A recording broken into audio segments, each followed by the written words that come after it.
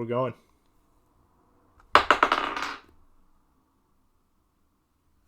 Did you forget whose number it is? Yes. There we go. Michael's doing the intro. How's it going, ladies and gentlemen? This is round one fight. I love this chaos. It perfectly accompanies. Round one fight? Yeah. Like every other fighting game that exists. We're not even about fighting games. The one No, but that's chuckling our in theme. We just like fighting games. We Oh, do like shit. fighting games. I forgot to start the timer. the one chuckling in the Do you background. want to restart? Nope. It's a blooper? Nope, we're just... I No. guess it's not a blooper. Everything's a blooper Keep with doing... us. Keep, You wanna keep explain doing the intro. what today's episode is? Keep doing the intro. Today's episode is all going to be about Warhammer. Basic lore, the different factions. Timer is started. He glorified that way more than what you guys are getting today. Oh, no. You guys might as well be getting the poo-poo platter. And we're talking about fecal matter poo-poo. Why'd you have to make it weird? Yeah, we're weird. Today's episode, we're going to give you the very, very basic and rushed crash course of Warhammer. And when I say crash course, no one survived this plane crash. Hey, real quick. What's up? You're playing orcs in Warhammer, right? No. I said I may build a small army in the distant future, but besides that, I'm good. You weren't doing them for Sigmar? No, I changed them to Ogre. Oh, okay, because they just released their commemorative orc golf rocker. Oh yeah, I did see that. But no, today's episode, just 40K. I have my notes here. I fresh on podcast news, and I think I'm the only one that owns a Space Marines book. That is true. I have Chaos book. Yeah, he has Chaos, so Ty can help me with Chaos. You're not getting a lot of help from me, You have buddy. the Chaos Demons book, which also helps with the other half. Yes. And I know enough about orcs, and orcs don't need a lot of understanding. And I have Tyranids. You think you're getting help from me? I don't know anything. Fair You enough. should You didn't know read the that. book yet? I read the mechanics. Fair enough. All right. Anyway, We'll do I do Sigmar. have the Chaos Knight book, though. we could do Sigmar We're another day. gonna do Sigmar another time. If you guys want a better episode of Warhammer 40K, I'll gladly give it to you. Oh. Like, all the bells and whistles, proper. We'll do a proper episode. This is just the basic crash course, though. If you guys like the podcast, we'll just record Harlan with a scotch and a pipe, sitting in front of a fireplace, reading Warhammer lore. With a kilt. With a kilt. But, And he won't cross his legs. before we get into it, maybe. as we mentioned, we're round one fight, and currently you could find us on YouTube. We're working on getting everything else up, but currently you could find us on YouTube. And you know what? Even if you're just subscribing, liking, and sharing, it's good enough for us. If you don't want to do it, you don't have to do it. But if you find enjoyment, why not? Anyway, let's get just fucking full tilt sprint into this. My notes on the not so drunk history of Warhammer, as I titled these, because my fucking notes and spark notes are terrible. First off, we will go over what Warhammer is. Warhammer is a tabletop, turn-based war tactics game. You and another person, sometimes even another person after, have control of an army, and you have a predetermined set of points that all your units add up to, and you set exactly what it sounds. Basically, extreme chess, in the most simplest layman's terms. In other words, it's a tabletop miniature game, and there are some other ones that you might have heard of that maybe make it easier to explain, such as X-Wing, the Star Wars one. Yeah. The Warhammer also has Warhammer Age of Sigmar, which is their medieval fantasy one. There's also the Lord of the Rings tabletop game that existed. And HeroClix is probably the other most popular one, the Marvel one. It's the most simple. Oh, well, even HeroClix is just more than just Marvel. Yeah. Everyone's gotten a batch of army men at some point, I imagine, in their life. Imagine this is a game where you can play with those army men. But you get to paint them, and you get to decide So you have what you want to do. when you buy a model box, it comes not assembled. They come in little like plastic sheets, almost like a Gundam model. If anyone's ever built Gundam, and you cut it out. There you go.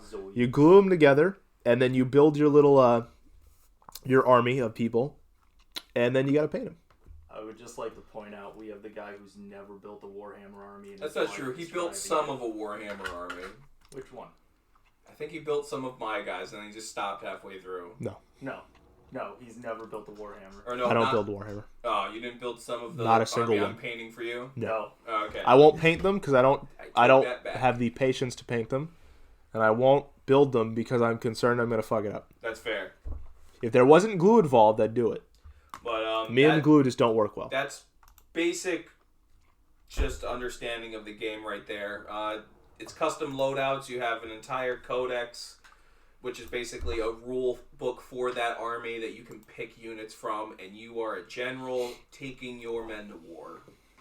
Best way to describe that. Other than that, we can go over the theme, which the theme is... Go ahead. Continue. Theme is Space Crusades. Think about... Just describe it the way it is. It's Star Wars. It's... No, because it's... Star Wars is slightly different. No, because it's less focus on lasers, more focus on big artillery, machine guns, tanks, guys in power armor, and instead of lightsabers, we got like chainswords. Yes. Star Wars. Earth, now known as Terra, the population As of it's humanity has spread amongst the stars, and some big guy called the Emperor of Mankind decided, you know what? We don't need to take shit from anybody. We are the dominant race. We are the dominant race. The stars belong to us. And him and his men, known as the Space Marines, if you know anything about Warhammer, the most iconic Space Marine is the Blueberries, the Ultramarines.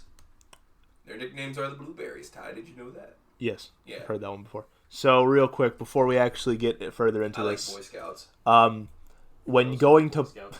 Boy Scouts is good. When going to play Warhammer, you essentially pick a faction that you're going to play as your army, and you buy the stuff for that faction, the codex and the units, and then there's some bonus stuff. You can get like their battle cards, which they're just little cards that have their stuff on it instead of going through the whole book. Yeah. They have got their dice and things like that. In terms of story, the main characters are the Imperium of Man. So but you can play as any of these races that exist among the stars for the most part, so long as they have a codex. I was going to give a real quick, here's a list of all of the factions if anyone is interested. I'd say go over the first couple. We don't need to get into Well, there's 30. So, like, there's the Space Marines, and then there's a bunch of factions. Probably. There's the Space Marines, and then there's a bunch of different sub-factions to the Space Marines, such as Black Templars, Space Wolves, Grey Knights. I'm not going to name all those. Just know there's a bunch of Space Marine sub-factions. Called legions or chapters. Depending where you're coming from. The Space Marines are a part of the Imperium of Man, which also includes the Adeptus Sororities, the Adeptus Custodes. Adeptus Sororitas. Close enough. Adeptus Mechanicus, Astra Militarum, the Imperial Knights, the Inquisition, and Officio Assassinorum, which I've never heard of before. I think this is the first time seeing them. They're new, right? Super high grade assassins. Yeah, Best so way to describe them. That's the Imperium of Man. If I recall, they're the chicks you'd see in skin tight suits for the most part. What the fuck are you doing? What are you pointing at? Your freaking cell phones, because I forgot to. Oh. I have mine on my balls in case I Sorry, Michael decided... Important note, cell phone on balls. Cell phone on balls. Important. Michael has decided to just now tell us to mute our phone. This is a great episode, guys. We're coming off like a 2-week hiatus because of Christmas. We want to spend time with our families. And Michael gets to spend time with Dave, which is always a treat during the holidays, I imagine. You guys will meet Dave at some point. So yeah, the Space Marines are part of the Imperium of Man, and the Imperium of, well, along with the ones I just mentioned. Imperium of Man are allied with a couple other forces that, even though they don't fall in the lines of the Imperium of Man stuff, they just ally with them. Like Adeptus Mechanicus are allied with them. They're their own faction. Yes, outright. well, so the Imperium Band is essentially what they are portrayed as all the main characters and more or less the heroes. And of recent, you have the League of Votan, which are They're kind of allied with them. They're not, yeah, but they're, so we'll get to that. So they're more allied with them than any other race. If you want the more evil end of the spectrum, that's where the Army of Chaos comes in, which include the Chaos Marines, which are basically, we'll get to them in a bit. They're Marines that have went against the Marine Oath and have fallen to the Chaos side. Now, I'll go further with that. Well, hey, here, we'll get to that in just a second. I'll name all the armies first. We're going with fair all the enough, armies okay. first.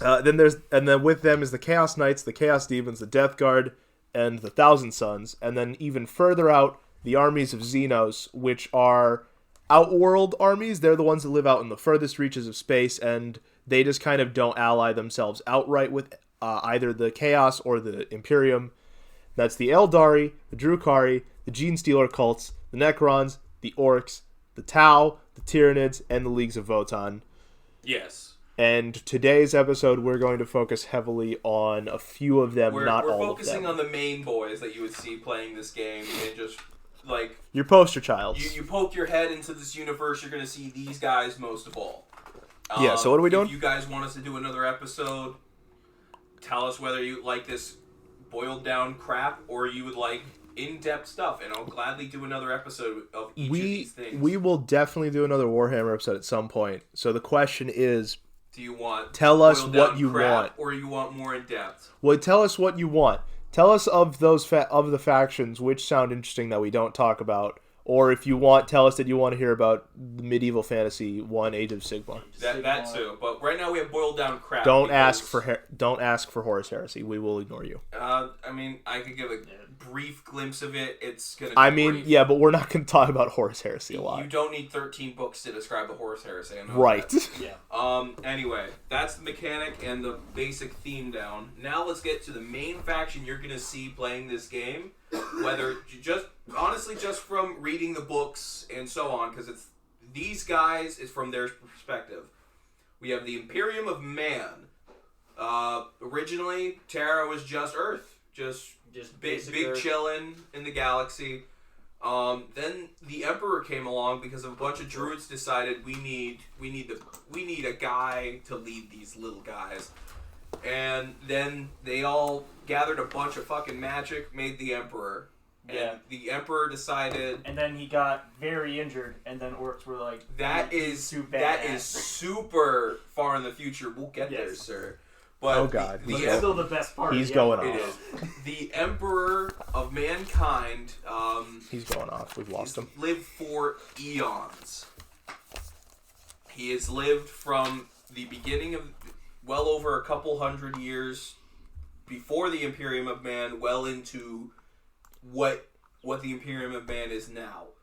He is the guy that kickstarted this whole thing. He went, no religions are going to exist on this world, in this faction, because religion separates people. So I want them to go under one banner and say there are no gods that exist, because if you believe in them, chaos can exist, or it feeds chaos, essentially. He goes into that a little bit, but doesn't give full detail, so people don't feed into it knowingly. And then, let's fast forward a couple thousand years. They take the space eventually, and they start taking over planets. Or they ally with people, like we mentioned earlier, the Adeptus Mechanicus.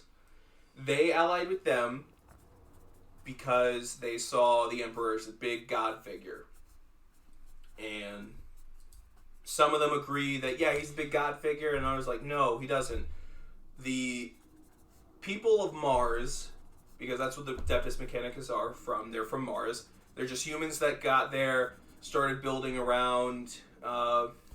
They pretty much just went, we're going to go full in on building machines, celebrating old machines, and so on and so forth. And then Big E came and went, I can't really do much against you guys, but can you help me out? They went, yeah. After that, fast forward a little more, he decides, you know what? I want some children to help me lead this army. And that's where the Primarchs come, baby. The Primarchs are pretty much eugenics children. Like, he built these guys from scratch to do specific things. And at some point, him and his lab tech were like, yeah, these are perfect children. I missed a little bit there because there's a lot, and there's a whole part where he goes to chaos itself, because in space there's a separate parallel body of space that exists called the warp. The warp is, best way to describe it, the unknown that exists that is a reflection of the known of space. There's the material, and then there's the warp, which is the immaterial. So just to give you guys an idea of this one, we typically record for an hour to an hour and 30 minutes, and that's what our episodes usually are.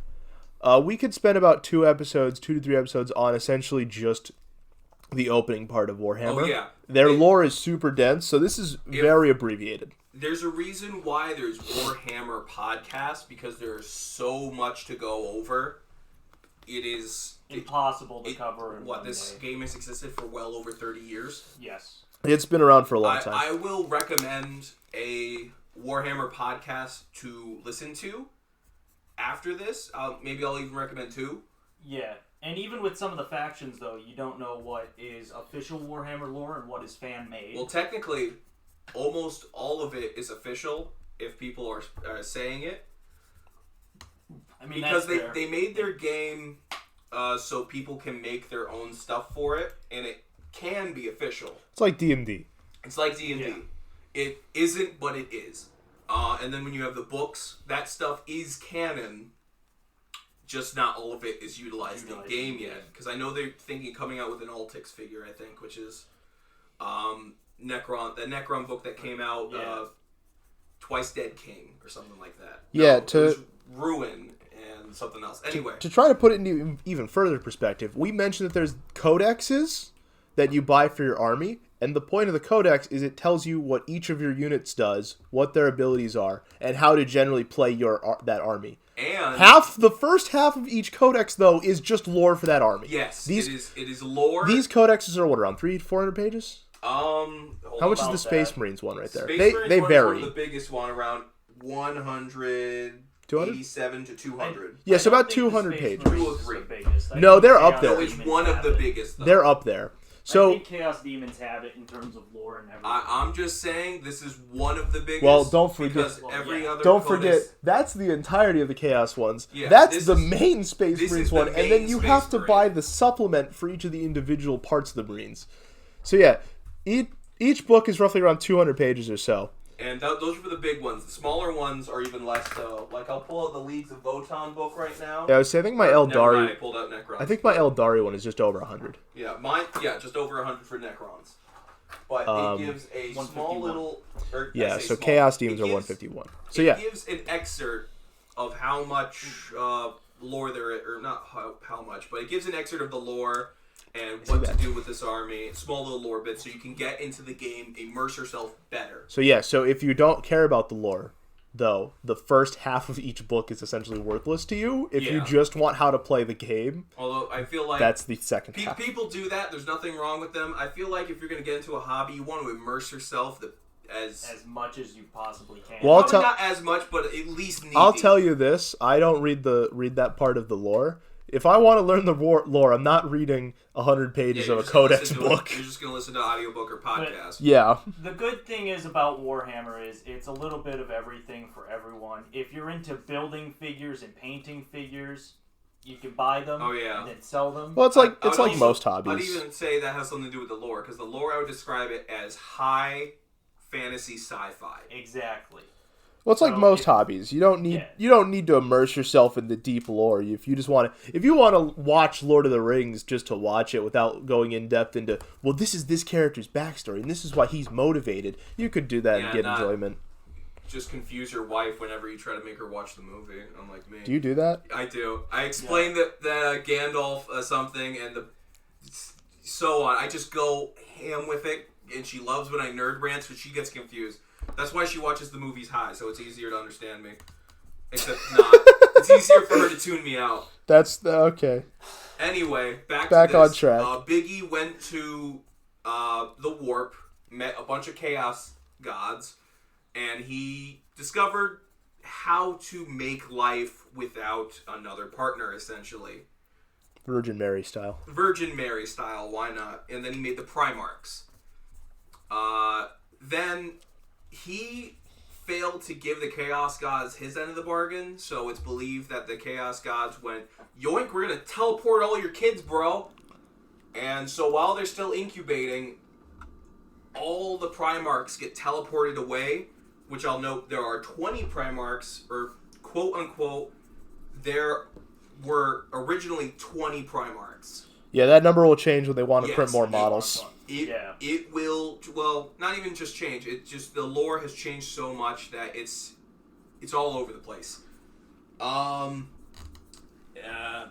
During this teleportation progress, one of them does split, making officially 21 Primarchs.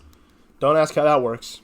It's just warp shenanigans. Think of when you have your D&D thing, you're doing a campaign, you ask the DM, well, how'd you do that? And he just goes, magic. It's that explanation with the warp. The warp just has supernatural properties that bend time and space and even the mind itself to unfathom potential. Let's see. Talked about that. Yeah, he has a full notebook over here. You guys can't see this, but it's amazing. I have spark notes galore. It's hilarious. And these are just to help me remember certain topics to mention. After that, he just goes, fuck, my kids are gone. Well, I'm going to still build these armies with the genetic material I have left from them, so when I do find them, these kids are ready to take the crusade to space. I'm not going to mention the exact order he finds all the Primarchs. I'll mention some of the big ones. Granted, they're all big in both physical and lore-wise. That was a penis joke if you didn't get it. No, they are physically larger than any other creature. Yeah, penis joke. Not creature. Tyranids the only giant. No, they are giant, but a space marine. Sons of Behemoth! It's a... You mean a Balrog? No, Sons of Behemoth from Sigmar. Sons of Behemoth. Okay. We're not at that.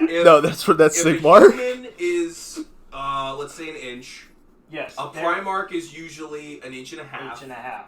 And then, what did I say? Wow. Primarch or Space Marine? Primarch. I meant to say Space Marine, because where the Space Marine is an inch and a half, the Primarch is about 3 inches. Yes, the Primarch. No, bro, I think I'd say it's even bigger. Sometimes. Bro, I think I could beat that with penis size. Never mind, these guys are tiny. Fucking hell. They are massive creatures, and they're meant to be the big head honchos that just command armies. They are the direct sons of the Emperor. Yeah, they're about the same size. I thought you were talking about just base Space Marine. I was like, no. Base Space Marine is only a little taller, about double the size of a normal human. Yeah, that's why I was like, and then a Primarch is about 3 times the size of a fucking Space Marine. They are huge motherfuckers. The sizing and scale kind of goes away when you're looking at stuff. It's a massive difference in comparative to models and stuff. That's true. Besides that, he then starts rounding up his kids. He goes, yeah, I'm going to round up the kids. I'll mention Alfarius. Alfarius is a sneaky individual who's the one who actually got split into 2. We have Alfarius and Omegon. They are complete once they're together. And you can't take anything to heart what this guy says, because one of my favorite ways of describing this is the podcast tells a whole story of his first lore, then he ends it with, you shouldn't have believed me, this is all a lie. This is the real story of Alfarius. And then that is a great episode. Again, I'll mention a good place to find fucking Warhammer for Dummies 101 podcast, because I love the thing. It's good meme culture as well. Besides that, we also have Horus. Horus is one of the biggest names you're going to find in this game, and we'll get into that later. But Horus is Emperor's favorite child is the best way to describe him. Kind of a whore. Yeah, a bit of a whore. It's in the name. Other than that, quick as we have Mortarion, which is a name that can be kind of gleamed from some of this. Yep. Angron, who was a gladiator and has butcher's nails in his head, which is a special quote-unquote technology that just makes him more angry, essentially.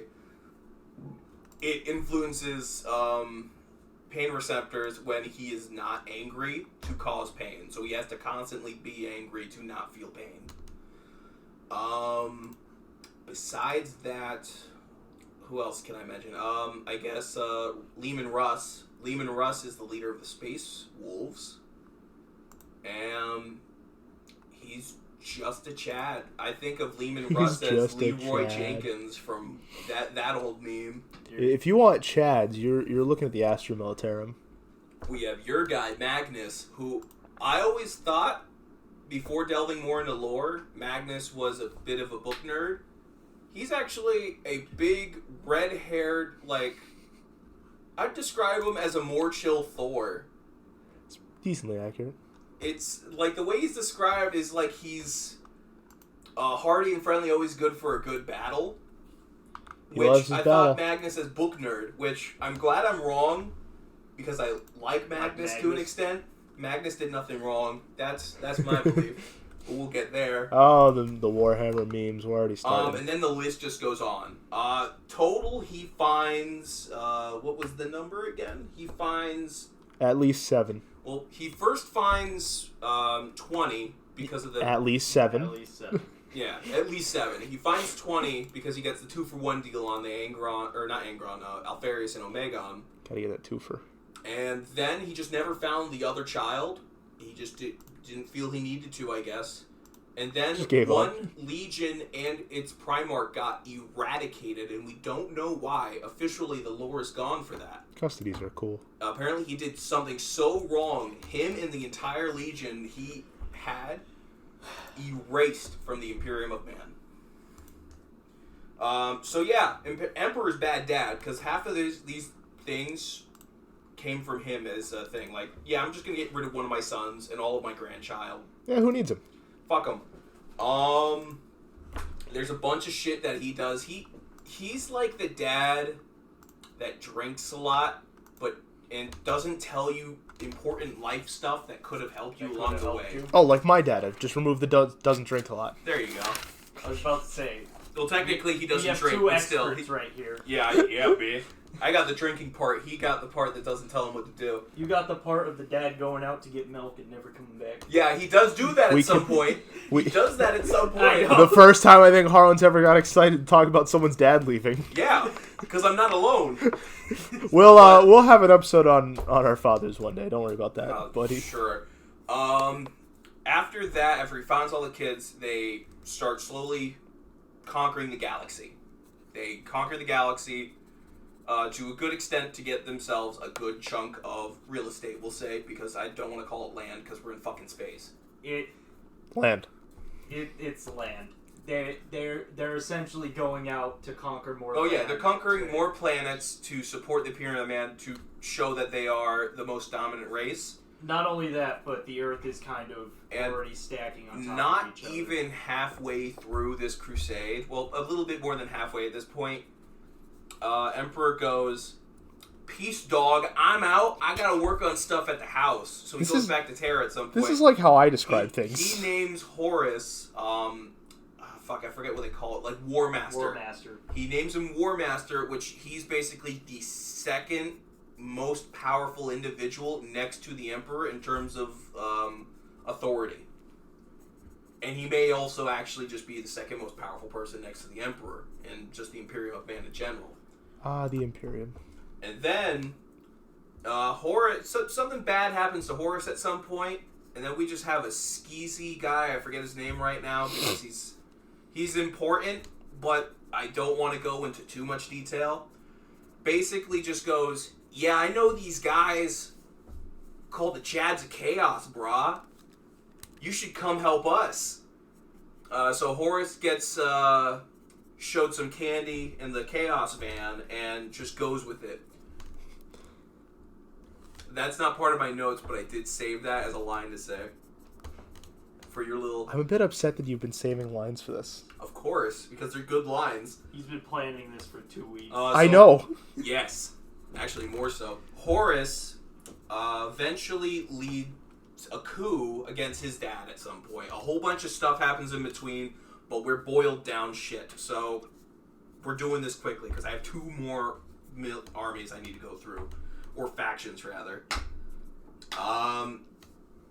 So Horus just starts talking to his brothers, which will also say, or I'll also say, he was one of the most popular brothers out of the entirety of the Primarch. Everyone loved Horus. Not many people spoke out when Horus was elected War Master, because half of them thought, yeah, that's a good idea. Like, go with it, or they just weren't bothered with it. I think it was Rogel Dorn was like, that. I can't remember if he said that was a good choice. I understand. I'm kind of upset, but I understand. I know Robo Grilly Man, also Rabu Gilliman for the official naming of it, though I like Robo Grilly Man more. He was like, yeah, that works. I will never, yeah. I'm out. I love all the nicknames for Reboot Gilliman. My favorite is Robo Girly Man the most. Oh, well, because at some point he just gets put in a fucking suit to stay alive. From there, we go back a little bit towards. This is heading towards the Horus Heresy. He's collecting a bunch of his brother factions. A good chunk of them turned traitor. Almost half of them turned traitor. And they wipe out a fair amount of their fellow brothers. And some of these guys get turned to Primaris demons or something like that. Or Primarine demons. Essentially, they turn over fully to chaos and become actual generals of some of these gods' armies. Which I'll go over the gods after the Imperium of Man. During this war, we have the Emperor go, what the fuck is going on? Horus, you bad boy. He still has hope for Horus at some point for some reason, even though he kills one of his other sons in front of him. Can we just stop for a second? Why'd you make it sound like a porno? Horus, you bad boy. Have you seen half these men? They look like they would be in a porno. That's just, you don't have to make it sound like that, though. Because you have Sanguinius, who dies, and he's the most beautiful that sounds individual. Like a porn name. Sanguinius? Yes. And to be fair, he looks like he's from a porno. But Sanguinius fights Horus and loses. The Emperor sees this and goes, Horus, how could you? I still have hope for you, though. And him... wait, no. I'm sorry. Sanguinius... I'm cutting corners. Sanguinius and the Emperor go onto Horus's flagship. Then Sanguinius gets killed. He's like, no, there's still hope for you, Horus. And then Horus goes to try and kill a human guard. I like this version of the story more because it's not because of all the canon and retcon shit. It's not confirmed, but I like this one the most. He tries to go kill this lone soldier. This God, what the fuck is the Imperial Guard Regiment, essentially. He goes to try and kill him. He's like, that's where I know Horus lost all of his humanity. So the Emperor finally lifts a finger against his son to kill him. But Horus fights back, cripples his dad, so now he looks a couple good chunk way down the line. He's going to look like a fucking reject Nightmare Before Christmas prop. Ouch. But that's accurate. They pretty much do that point in almost every video game where you think the one guy dies, but no, the other guy died because samurai shit. Horus dies. The Emperor then obliterates his soul. His soul is gone. There is no trace of it to go to the warp, so he cannot be reborn. He is gone. You can make genetic clones of him, because I think they still have his genetic material, but he is gone otherwise. But clones aren't going to be the same person. It's not guaranteed. At that point, you have the Imperium of Man. They're just trying to survive ever since their emperor got put onto the throne to protect there goes them the ball phone. From the warp of chaos, the warp taint that exists, to protect them from chaos. The Imperium of Man is now led by what is called the Corpse Emperor, because he's basically that guy on life support that probably should have got the plug pulled on them, but for some reason he's also a battery, so now he has to stay on life support. A bunch of psychers, which are just magic, fucking magicians in this game, essentially. They do a bunch of magic shit, but with their mind. They're able to tap into the warp because they are able to make the illogical logical.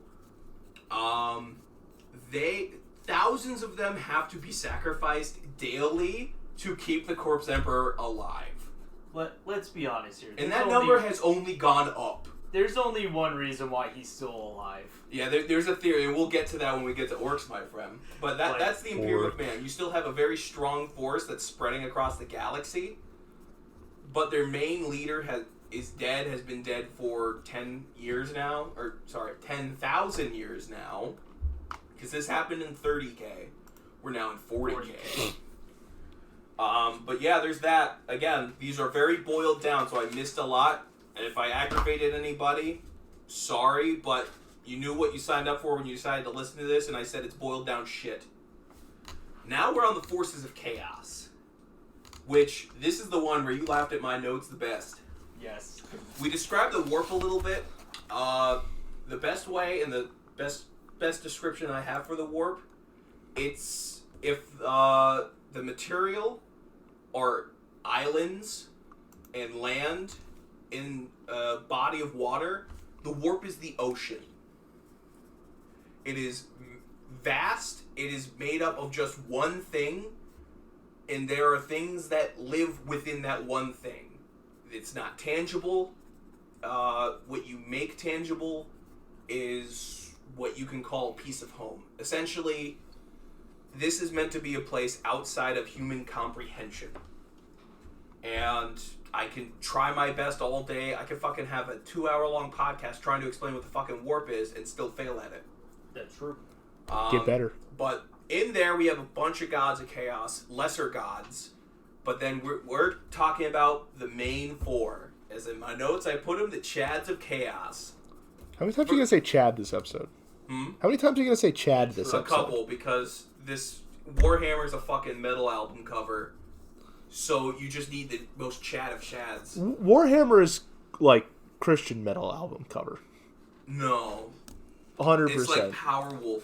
It's like the fuck is Powerwolf? You don't know what Powerwolf is? No.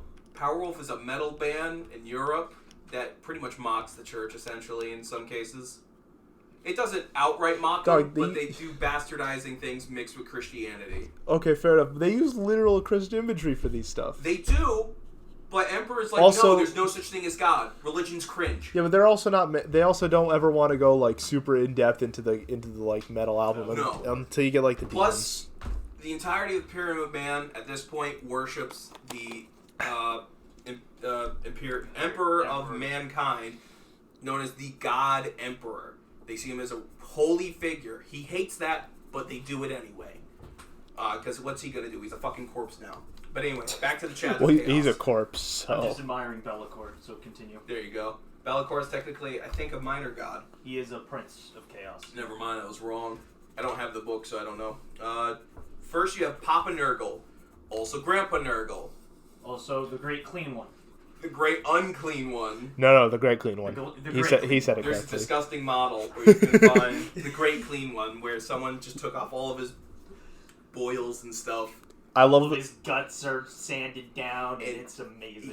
He looks squeaky clean. But besides that, You have Papa Nurgle, or just Nurgle in general. He is the god of decay. I was about to say desecration. He's pestilence. In terms of the four horsemen, he's pestilence. Not just that. He's death, decay, and was it change? I thought you were about to say shit. He's pretty much, I profit from sickness, people just dying, and I like giving out gifts. He's the most generous out of all the gods because he loves giving his pestilence as gifts. In fact, he makes... Okay. Well, to be fair, the Imperium of Man was the longest one. He just showed me the time. We have about 30 minutes. I'm just telling you how much you have. Well, if we go a little over, we go a little over too. No, I know. It's fine. I'm just... Sorry, kids. Nurgle. Big head honcho. Debatably one of the oldest that exists because for as long as there's been life, there's always been death. Long before war. So in my opinion, he's one of the oldest. He is the oldest. Is he confirmed the oldest? I heard it goes back and forth between him and Khorne. It's 100% him, because as you said, as long as there's life, there's been death. Yeah. But for as long as there's war, there's also been death, so therefore they're one and the same. So, just to not confuse anyone. I think they all became... Let's go to the mini-master right now. I would say just to not confuse anyone. Khorne, not like the metal band. Yeah, no. Spelled like the metal band, kind of, but not. And I'll get to that in a minute. Khorne has like an H in it. Yeah, there's an and an E, I think, right? Isn't it Khorne? Yeah. Yeah, but they still scream at each other. Yeah, but like aside from the K being the same, the rest is not. Either way, we're on Nurgle right now. We're not at Khorne yet. No, I know, but you mentioned Khorne. I didn't want to confuse the audience. We're not suddenly shifting to metal bands. Nurgle, he's the most generous because he loves giving people his gifts of sickness. And for those who can see past the pain of sickness, that pain goes away when you join his armies and even become a minor devil him at some point. The Death Guard. You have the Death Guard, which just are bloated, weird things. They're cool looking. They're debatably the most disgusting units in the game, period. Well, over his demons, no, but... even then, like, something about having humans with giant mouths in their gut is kind of discomforting. I could deal with a big fat guy with maggots, but... I could deal with big fat guy with maggot, but big fat guy with big mouth, no. When he has a mouth in his gut and like just weird boils of blood, Michael just said it best. Think of pestilence from the Four Horsemen, just spreading sickness. That's Nurgle in a small sense, but also I think it's I forget where the exact translation of his name, but his name also translates from actual real world mythology. Religion, so on. Besides that, we'll then go to Big Daddy Khorne because I think we described Nurgle as best as we could in a quick time frame. Big Daddy Khorne, as I have in my notes, he loves war. He is the horseman of war. He loves blood. He loves horses. Guts. Blood for the blood god. Skull for the skull throne. Basically, if you are weaker than him, you are beneath him. And everyone is beneath him. That's a fact. Even his right-hand man was beneath him. We should get a camera in here, to record this, because Harlan's flailing his arms around like he's bam. Yeah, he's like pastoring this. He's like, praise be the Lord. Hallelujah. Yeah, he's like the hands are waving. That's what I was about to say. Debatably, the forces of chaos are less evil than the Imperium of Man. That's true. Imperium of Man genocides most of the galaxy, as well as puts under strict, even child labor laws don't exist in the Imperium of Man at this point, so kids can work. They're just cruel. They're knowingly cruel. Kids are cruel. Well, no, not the kids. Imperium of Man are cruel. They're debatably worse than anything any of these chaos gods can do willingly to other people. I mean, that's true, but you have to forgive Harlan for kids are cruel. He was bullied at the playground not that long ago. They kicked me and took my popsicle. Anyway. But we should not be allowed in the playground. Every other demon of chaos except for Khorne is acceptable of being nicer than the Imperium of Man. I'm going to argue that because Khorne is also the god of essentially honor. He's god of honor and battle honor. So warriors, look, warriors that want an honorable death and choose to die like Valhalla style, Khorne loves those guys. Well, yes. He's However, the one that he gives his blessings to, is people that just love war and choose not to die by anything else but battle itself. However, though, he did backhand his right-hand man just because... You mean Karn the Betrayer? Yeah, just because he was like... Well, he has Betrayer in his name. Just because he just went over to him and went, I want your spot. Somebody said I'm stronger than you. And then, like, literally yeah, but that was a power move. And then tickled him, and then he just went... But he also what loves good Karn. man doesn't backhand his partner? Yeah, he will probably never get rid of Karn because it's said there is a little skull throne, like a pile that is just as tall, or not just as tall, but almost as tall as the skull throne that Karn gave himself. There's a pile next to the skull throne just from Karn alone. He's killed thousands of people. Well, yes, but that's only because not just he's people, trying to aliens. His grace. I think he just likes battle, to be perfectly honest. I don't think it's for Khorne's grace whatsoever. Well, no, it is for Khorne's grace at this point. He's trying to become his right hand again. Is he actually trying to confirm become a demon prince? Yes. Then I was wrong. He's trying to basically go, I'm sorry, Dad. I'm sorry I failed you. It's like Ty. What are you talking about? No, he also likes Angron. I thought he was like doing it as a fellow, like, kind of rivalry with Angron, because he's Angron's right-hand man. Honestly, really. I would argue he's more of Khorne's right-hand man. Yeah, at this point. But either way, I feel like we discussed Khorne as best as we could. Moving on. Slaanesh, the perverts of the world. No, we're not at Slaanesh yet, because they're the youngest. Oh, God. We're at creepy Uncle Tzeentch. My favorite. So Tzeentch... I like these guys. Tzeentch is the god of planning, control, and I think even change. I could be wrong. Yeah, he has the Lords of Change. Yeah, he's the Lords of Change, but he also hates change. Mm-hmm. Because he likes a determined end. He likes knowing what's happening, and he's one of the weird realms, because each of these gods have their own realm they rule. Tzeentch has no real corporeal place other than the labyrinth of Tzeentch, because it's literally just a murky pool with nightmares crawling all over each other. And think of, like, you have two slimes, two different demons, they're just all in each other. You just took all the Play-Doh and mixed it together. That's Tzeentch's realm. Tzeentch also has a Change Master as one of his guys. Yeah, he has a Change Master, which... Tzeentch is weird. Tzeentch is weird. Yeah. Tzeentch likes planning. He loves people that plan long-term, like politicians, and just do malicious things along the way. Like, I'm going to not give water to these guys over here because they didn't vote for me last sector. And so weeding out just people wanting to vote me out of office. He loves that shit. I think Tzeentch is a politician is the only time I'm ever going to hear anyone say anything close to that. Yeah. It's accurate. How did you... How did I? Because I listened to a couple podcasts, and a politician was a very close representation of people who have a long-term plan and just kind of get rid of people along the way that may interfere with that plan. It's just the fact that you're like, yeah, he's like a politician, you know? He just... These people didn't vote for him, let him starve.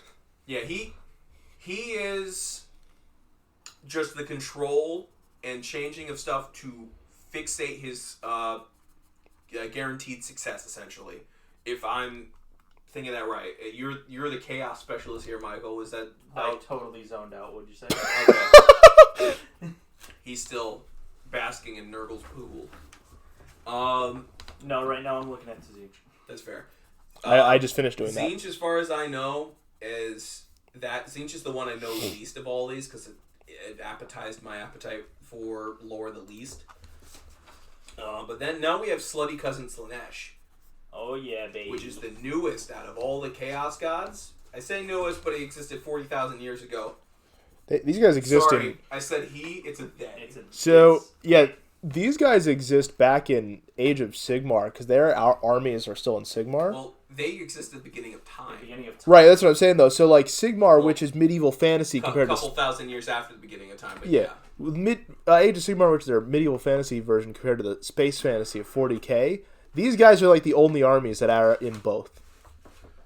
Well, that's not true. You have, not true. Nurgle, Khorne. But, yeah, no, I meant all of the ones we just talked about, all the demons. Oh, well, you could have specified that. I thought it was pretty clear, but I guess not. Slaanesh was made by the Eldari, which are pretty much the elves of 40k, going, you know what? Our I was about to say predecessors, but that's not it. Our makers, the old ones, just left us, and we're here to fend for ourselves. And, okay, we can do it. Started out good, but because of the Eldari's nature, they naturally wanted to please themselves because they feel stuff on such a higher ground of emotion. So a horror movie is terrifying to them, even if it's like Gremlins. Is a good way. So it's watching, like Gremlins. Watching Nightmare on Elm Street will probably make them shit their pants more so than me nowadays. I love the Nightmare on Elm Street movies. They're great. Not that the shit in your pants comment. Oh yeah, because they feel things as a no, not you, emotion. not them, you. You. They have such immense fear in those circumstances. But besides that, that turned into finding pleasure, and pleasure in the sense of not necessarily all physical, but emotional and so on. So you have them doing, you know what? I want to try this drug. This drug makes me feel great. Or, you know what? Sex? Cool. I like sex. And then it goes into, at some point, murder. You know what? That's a cool feeling I can find. I like sex turns to orgies. Drugs turns to almost ODing half the time. This sounds like a horror movie I saw once, and I wish I remember the name. It kind of is. It progressively gets worse and worse as people are just feeding their temptations. And then Slaanesh is born. Because they're just getting callous towards the old feeling like they have. Like, if you gave a drug addict the normal starting dose of whatever drug they're taking, they're not going to feel shit. That's these guys. So they have to up it every time. And it gets to such a drastic point, you have the birthing of Slaanesh, a brand new god of... Chaos. Chaos, who is the god of... God, what are her exact... or its exact things? It's... Temptation, I would say. Temptation. Basically, she's the god where you have a temptation. Addiction, stuff like that. Yeah. I thought you said of diction. Of diction. What? No, it's the one indulgence. Indulgence. That's the word I was looking for. It's the demon or chaos god of indulgence. Whether you feed yourself too much, gorging on too much wine, women, drugs, bloodlust. There's occasionally points where someone falls to bloodlust. They will go to Slaanesh's realm rather than Khorne. And so Khorne hates Slaanesh a lot. A lot of people hate Slaanesh. We'll just state this. All the Chaos Gods don't get along, really. Yeah, some of them like each other. A good chunk of them hate each other. Like each other is a strong word. It's they tolerate each other. Well, Nurgle, I think, is actually buds with Khorne. Khorne, yes. That's because it was originally those two, and then the other two just kind of showed up out I know of nowhere. Tzeentch hates Nurgle. Slaanesh likes Tzeentch. It's just all weird, a mess. Yeah, it's all a mess. It's a mess. Which is why in Age of Sigmar you were just able to go everyone against each other. Yeah. And those are all the major ones. There's a bunch of minor Chaos Gods too, but because these four rule the majority of the warp, I'm not going to talk about them. Then we have the traitors of the Imperium of Man eloped over to the warp and work for half of these guys in general, or they just don't have any other place, so they're just there. Kind of like... Thousand Sons. They're inherently adopted by Tzeentch, but I don't think they have an official standing with Tzeentch. No, they don't. Well, they're like his cultists. Yeah, they're like his... Some of them are his cultists, but Tzeentch just kind of went, I like you guys, bam, because Tzeentch loves the Psykers. Yeah. But you have a bunch of people. Well, most of the Thousand Sons don't exist. Yeah, they don't exist, but they exist. Well, like, most of the Thousand Sons are just armor, animated armor. They're basic guys. They got dust in there. A lot of them are just sand. A lot of their corpses, because of a curse, just kind of dehydrated their corpses into dust. And so you have one guy who's actually a flesh and blood... Yeah, there's like 2 Thousand Sons that resurrects all their pieces of armor with their ashes. Yeah, there's Ahriman, and I think it's just Ahriman. I don't believe there's another one. Ahriman sounds right, and then I know Ahriman is one. I think there's like Magnus. Well, Magnus is the demon, but yeah. And Magnus was kind of forced into chaos. That's the sad part. All of his brothers chose to bully him, and then Magnus was forced to go to the realms of chaos. And now his turn is to, you're going to bully me now? Bully me now! As he becomes a demon Primarch. Yeah, it's just Ahriman. You have the Nighthawks. What are the fucking... What are you trying for? They're the faction that are the shock troops, the terror tactics. Their main guy is practically Batman. You lost me. Okay. Yeah, no. They're Batman? Yeah, their main Primarch is essentially Batman if he killed people instead of helped them. Batman? Batman. You lost me at Batman. Batman doesn't kill people. Guns. Batman only kills people. Well, no, he's a vigilante that he goes out of his way to stop bad things from happening, but he just kills people instead of giving them a warning. Let's see. We're doing a live lookup of this faction. Is it Deathwatch? No, it's not Deathwatch. No, it's not Deathwatch. Iron Hands, no. Salamanders, no. Sorry, guys. Raven Guard. That's what they are. The Raven Guard are the guys who... Batman? Yeah. Their Primarch, I forget his name right now. I'm not going to read this now because we're short on time. But their main guy is... imagine Metropolis, or whatever the fucking place is for Batman. Gotham, thank you. Metropolis is Superman. But Gotham is a planet. Bunch of depraved shit. It's just crime-ridden. And then you have one guy that goes, fuck crime, but I'm not going to save people because that's a waste. They're just going to do it again. I'm going to kill people. So he's flaying people in the streets, putting terror tactics, and for a short while, this planet was just free of crime because people were afraid to piss in the street without getting their dick cut off and put in their mouth. Like, this guy was insane. Batman. Anyway, I kind of want to name this episode Batman. Warp, but I don't think they have a select god. I think all of them worship a different god, with the exception of them worshiping Nurgle. But even then, he's the god of death, so they may worship him too. These guys just traverse the warp and exist. They're just there. Then you have Abaddon, the big one, who has favor from all of the big four, which is a very hard thing to do given that they hate each other.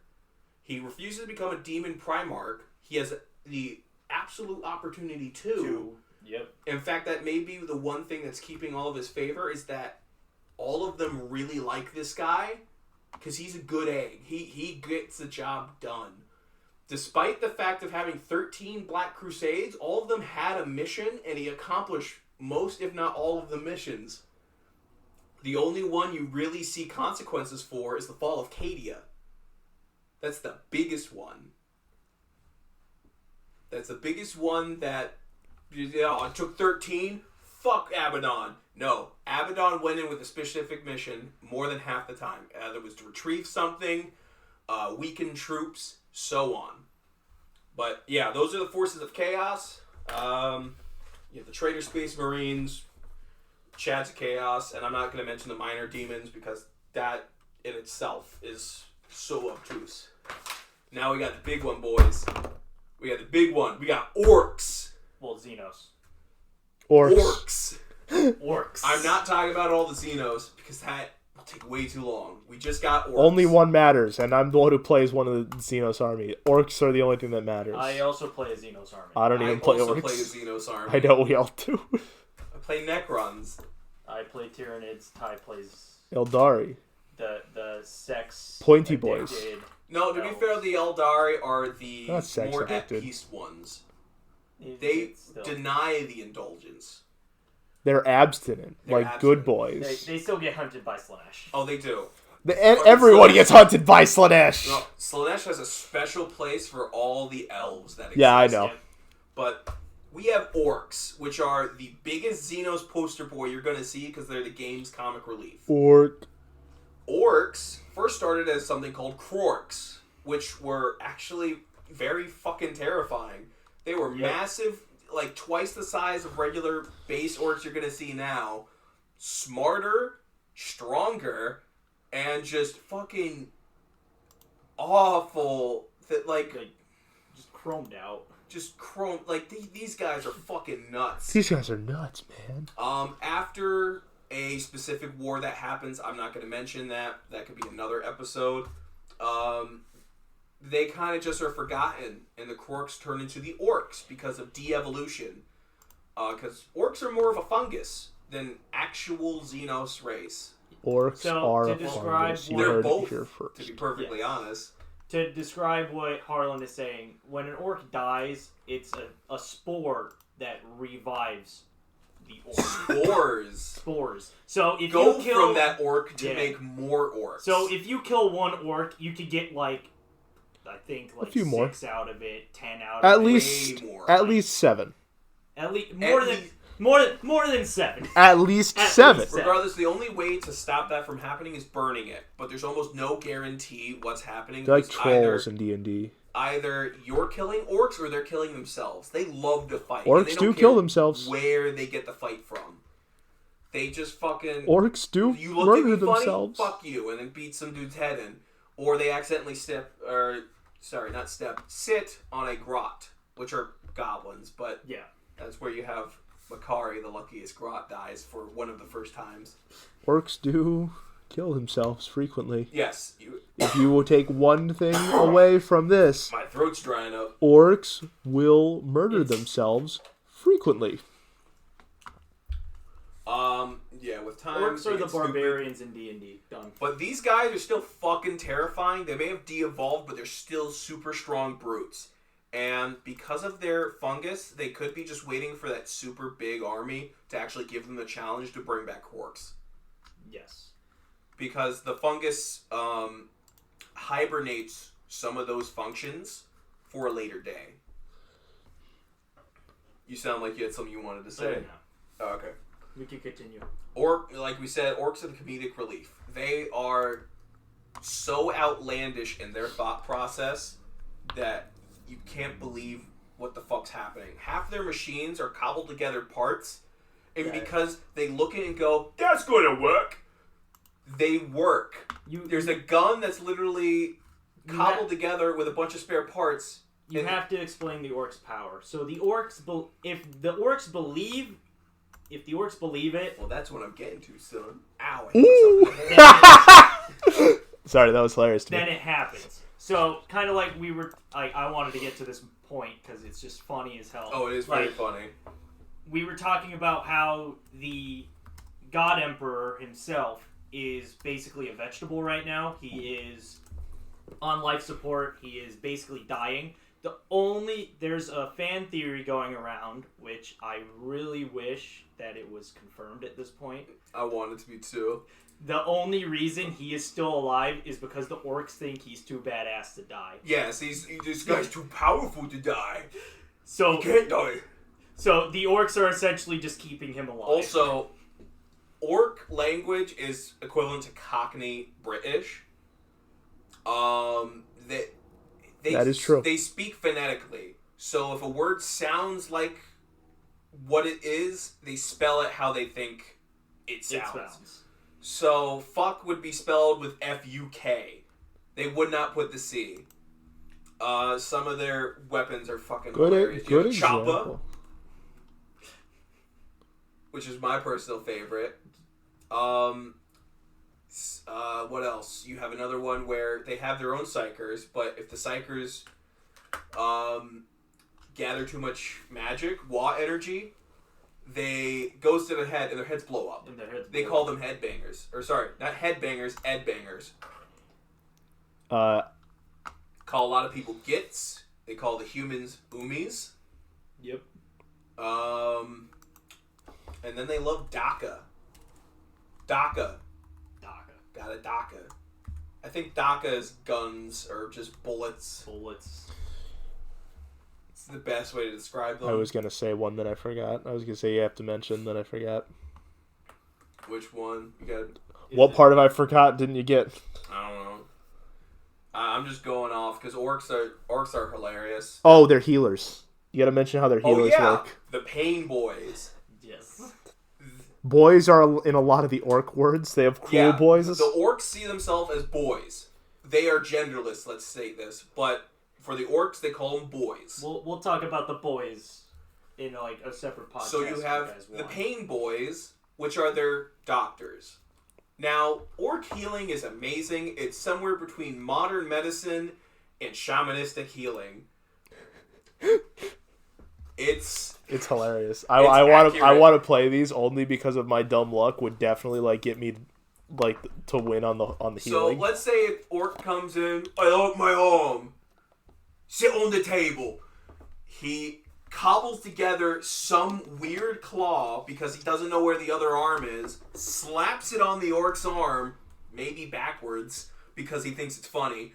And because of orc anatomy, they're kind of plant-based, so they just kind of work somehow. They work. It just works. I don't know if they have organs. If they do, they have very minimalistic organs.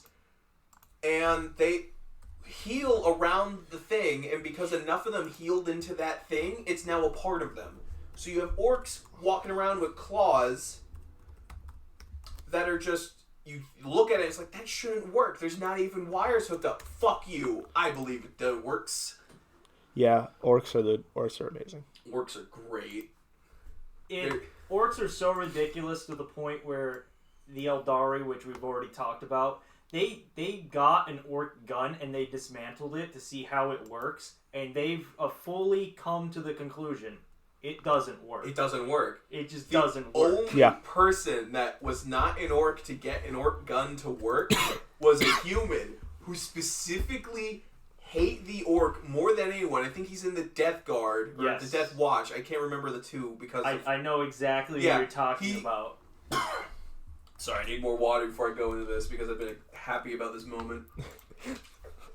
He goes into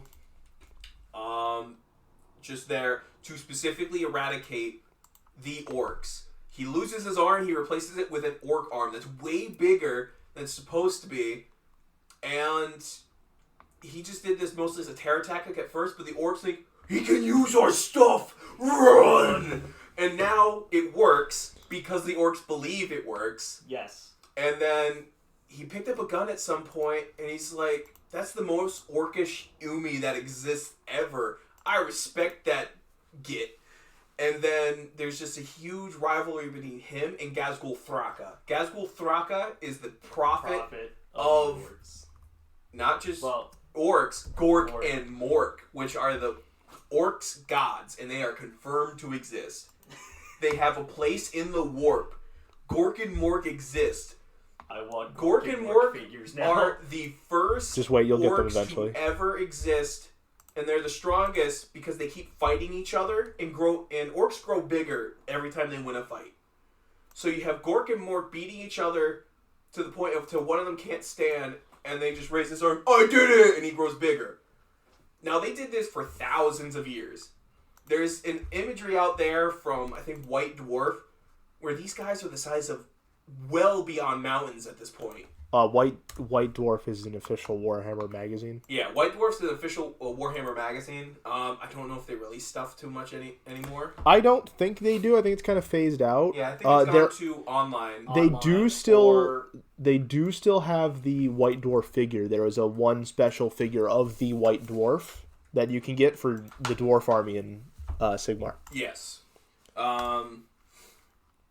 But these guys exist, and No orc knows where they are, but they know they exist. Ghazghkull Thraka goes, I can hear them.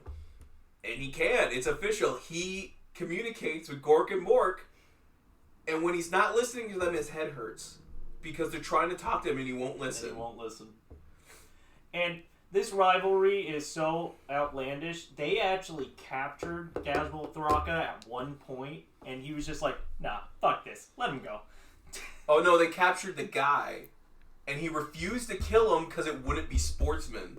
Oh, no. They captured He captured Ghazghkull Thraka, like him and his units, and then he was just like, fuck it. Well, there's also another story where he captures the captain. Yes. He refused to kill him. Like, this is their relationship. We're definitely going over a little. Yeah.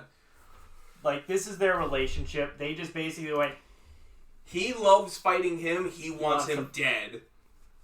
Like, they both just love fighting each other. And well, it's more so he hates him because he's Xenos scum, but he can't help have some respect for him. Exactly. But Ghazghkull just likes fighting him. Period. He has too much respect to let him die unless it's super honorable. And even if he does die, I don't think he will die because orcs. Orcs just don't die. Orc. You heard it here first. Orcs are just disgusting. We'll end it with a couple funny stories of orcs. We have the famous one of the tank. The tank. There's I think it's a fan-made story where we have the Imperial Guard Regiment. They just go, we're being held down. We can't do shit right now. We out of ammo. The commander looks around, looks at the orcs. Follow my lead. Stands up, goes pew pew pew pew pew pew pew pew, and the rest of the guard regiment just goes, okay, pew pew pew pew pew pew, and orcs are falling and dying because they believe they're it's shooting going at off. them. Yeah, the orcs thought they were getting hit. Yes. Then they see a grouping of orcs in the distance. Fire at them, man! Pew pew pew pew pew pew. One guy goes like he's firing a rocket. They hear thuds of something coming off of these orcs, but they have a force field or something around them. And then they get closer, and then he can hear just in the distance the orcs going, "I'm a tank! I'm a tank! I'm a tank! I'm a tank! I'm a tank!" It's great. It's stupid. Orcs are very. I thought you were talking when you said tank story. I thought you were talking about the time when the orcs were driving down the road, and their car ran out of gas. Oh yeah. And they're like, "Shit, what do we do?" And the boss of the orcs was like, he like opens, like, "There's gas in there, we're good." And they're like, "Is there?" "Yes, there's gas in there." Clanks it with a wrench. Closes it up, and then they get back in and drive off. Because, it just drives off. Yeah, because they believed their car had gas, so it had also, gas. I thought you were going to bring up the space one, where they were like, shit, we can't fly in space. Yeah, and then they were like, yeah, we can. There are a faction of orcs, because these orcs have factions as well, though very crude. Everything's called got factions. Freebooters. Think of them as pirates. Orcs, you know how we said orcs cobble together their equipment? These guys cobble together essentially stuff to make a pirate ship to sail across space and plunder other ships. And this thing went as fast as other spaceships.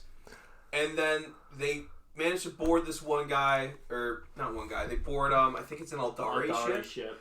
And they're just going at it, it's like, wait a minute, like, he's on the breach, or hole, and he's wearing a spacesuit, he just looks at the orc, and it just dawns on him, wait, how can these guys breathe? Orcs look at each other and go, what? And they float off into space, die of suffocation. And then they won that battle. Because all the orcs realized, oh shit, we can't breathe in space. Yeah, do we want to end it with the different orc colors? Yeah, I was going to get to that. I have a list here. I just pulled it up. Or we could just end it. You could tell me if I'm right when I say them. All right, how about we go on this? So, we'll go. I have the order here. You want to do red? Some of the yeah, you could give me the color. I'll give my thing. All right, for it. so basically, to give this is the prime example of orc belief being real. Orcs will paint themselves different colors based on what they're doing in the battle or what they like, and the color that they paint is supposed to help them get better in a fight. Not supposed to, it helps. Right, it will because they believe it does. Because orcs have a mindset of it can exist and not exist at the same They're time, like and children. It makes sense in my head. So we'll start with red. Red makes them go faster. Yeah. paint their paint their racer red, it goes even faster. It doesn't matter if it has treads; it's gonna go faster. Yellow? Yellow, Yellow has two meanings. It has two meanings. It either has booms better, bigger damage, Yes. more dangerous, or you have gold, which is Yellow orcs are richer. rich. No, you gotta say richer. We gotta use bad grammar. By the way, orcs. all of they spell all their colors correctly except black. I just saw that. Well, yeah. Black is BLAKK. Because black means death. Or no, that's white. Nope. What does black mean? Black is tougher. If an orc is painted black, they take less damage. They are just tougher. They can take more damage. They're bigger and cooler because rule of cool is the rule of orcs. How about blue? Blue is lucky. Yeah. Yep. You know what the best part? When Gazgul Thraka first started making an appearance in the audiobook, the person he fought in the beginning that shot a Daka Gatling at him was colored blue.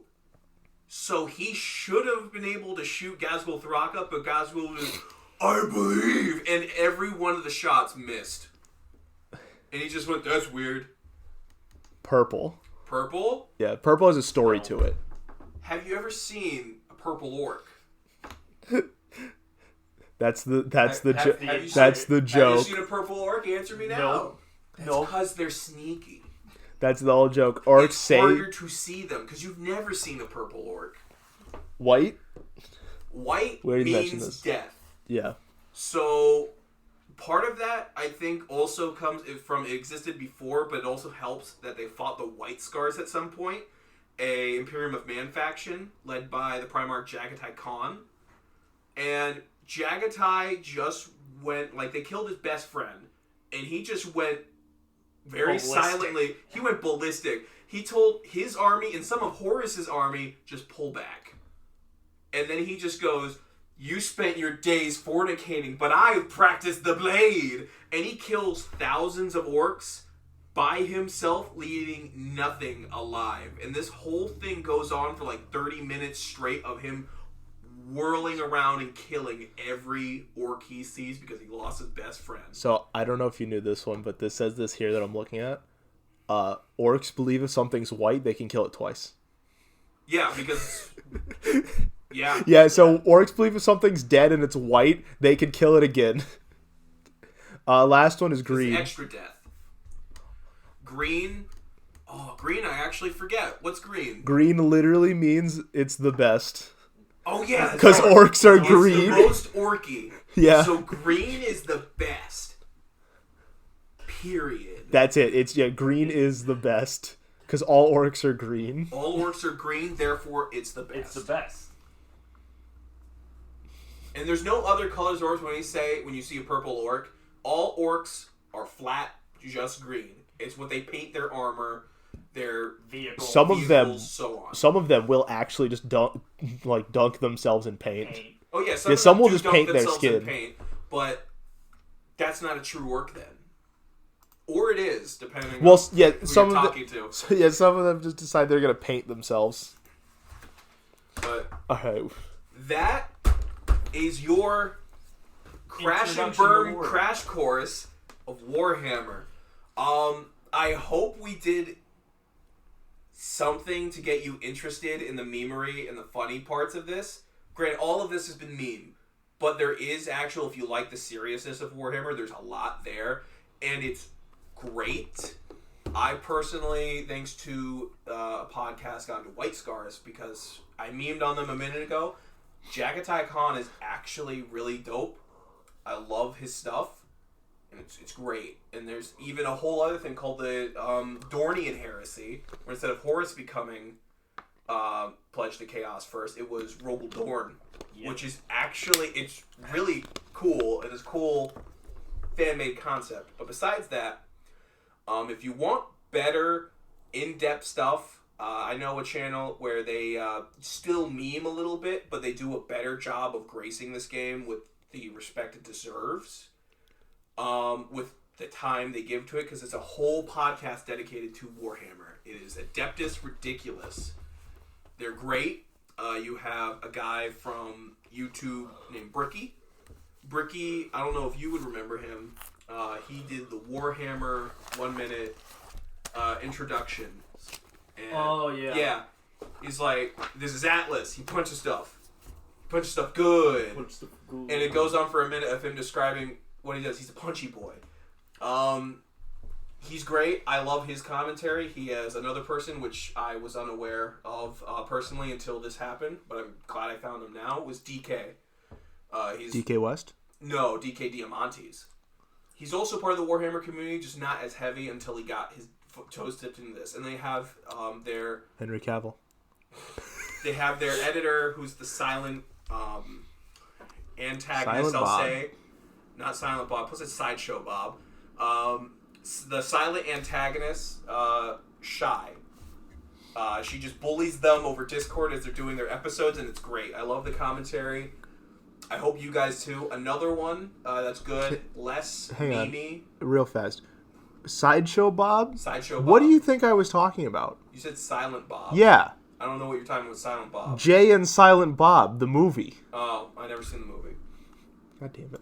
Regardless, another one. I will warn you. One of their commentators does have the throw around of gay culture because it's funny, which fucking sure, whatever. If you focus on that, you're gonna ruin it for yourself. There's good content there. I have nothing against the gay community. None of us do. All right, moving on. Yeah. Moving on. But, Good sideshow. We also ran over by a long time. yeah, we ran over a lot. But Lorehammer is that podcast. It's over now, but there's still enough content there to get your toes wet immensely in it. And then I would recommend Adeptus Ridiculous after or even before it because it's good comedy, good crash course in through it. It's good. I don't know if you guys have anything else to say. I've been talking the most. No, not really. Join us for our next episode where we won't be talking about Warhammer. Oh yeah, we'll take a huge break from this because I probably pissed off a lot of people. Do tell us what you want for our next Warhammer episode. Do you want us to, because there will be more, we could talk about Sigmar. We could talk about different groups we didn't talk about this time. Yeah, we could go over the other half of factions. Yep, we can go more in depth into certain Space Marines parts, or Imperium, or the other Xenos armies we didn't talk about. If you want to, so tell us what you want. Do you want us to talk about gameplay? You want to know how to play this thing? That takes a full podcast to explain. Yeah. Or we could just record a video and show you. No, it's too much work. I'd recommend just go to Battle Tactics, anything. Yeah, it's not super difficult. It's just got a lot of rules. They'll do it way better than we ever could. So yeah, tell us what you want for our next episode. Not 100% sure we'll do it yet. Fighting games? We can do fighting games. You want to do Talk fighting about games? fighting games. Join us for what we named our podcast after, Fighting Games, and decided to not talk about them until episode 6, I believe. I chose round one fight because we're realistically going to scream each other half the time. Which we've yet to do. That's not true. That's did not your true. Puka It's true. Muka. Side note, I think I want to name this Pissed episode off Batman. Michael hard. Warhammer: The Batman Chronicle. Yeah, just because of the Batman part. We're ending it. Yeah, we got it. But next episode, join us for Fighting Games. We will make it entertaining for you, even if you don't play fighting games. But Watch us on YouTube. The guy who's mostly been talking. This has been Harlan, SwiftMain64 at Twitter and Instagram. Follow our Twitter account. That too. Follow our Twitter. Instagram Follow account. our Instagram. Follow our Twitter. Subscribe to YouTube. Subscribe to YouTube. I'll make a Snapchat for us soon. No. Yeah, I don't have a Snapchat. I know we have a Twitter for our thing. We do have a maybe Twitter. an Instagram. Look up round one. Is it round fight 01? I believe was the Twitter Yes, because we that couldn't. sounds accurate. I'm opening the Twitter. We have a couple. We'll have the official listing of those accounts in the comments, or not the comments. Sorry, Description. The description. If you want to keep up to date on stuff, we will mostly just post random junk. I know for this holiday season, I posted a beard design I did because I was bored as shit. And I said happy holidays to people. Otherwise, I'll just rip our podcast. Follow us on Twitter. Round 1 fight. I looked it up. Yeah, that one's officially round 1 fight. Just suggest us comments. We should tell them how to. YouTube comments. We would read those. I think you can DM someone through Twitter. Yes. Yes. Tell us there. And we'll gladly pick up stuff and laugh at the angry comments because you guys got mad at people talking. Lol. Yep. Anyway. See you next episode. See you next episode. Oh no.